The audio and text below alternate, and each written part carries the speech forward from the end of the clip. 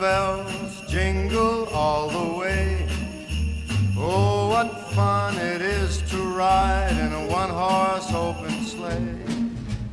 Jingle bells, bells, bells, bells, bells, bells, bells. Piano in the bell, bell, bell, bell, bell, bell, bell. Jingle bell,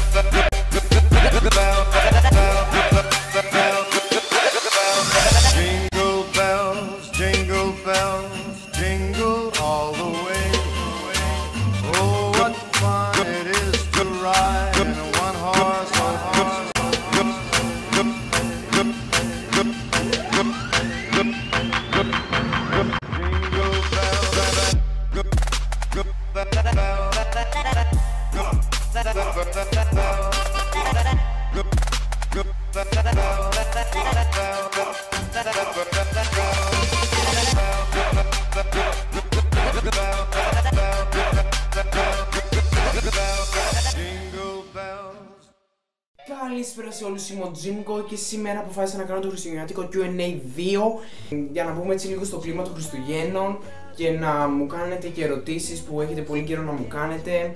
So, κάτω στα comments μπορείτε να κάνετε οποιαδήποτε ερώτηση θέλετε ή ενδιαφέρεστε να μάθετε κάτι σχετικά με μένα. Κάτι χριστουγεννιάτικο όμως να είναι, όχι, να μην είναι χριστουγεννιάτικο. Να είναι με μένα ρε φίλε, να μου κάνουν ερωτήσεις. Ναι, αυτό. Λοιπόν, επίσης στο περιγραφή θα υπάρχει ένα link όπου θα λέει ένα post.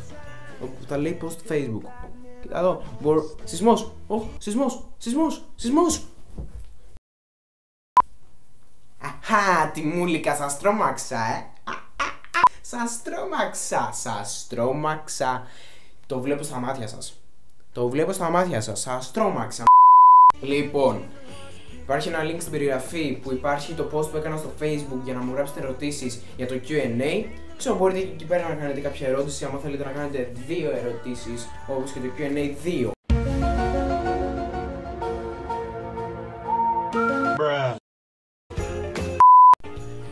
So, subscribe, like, comment, share.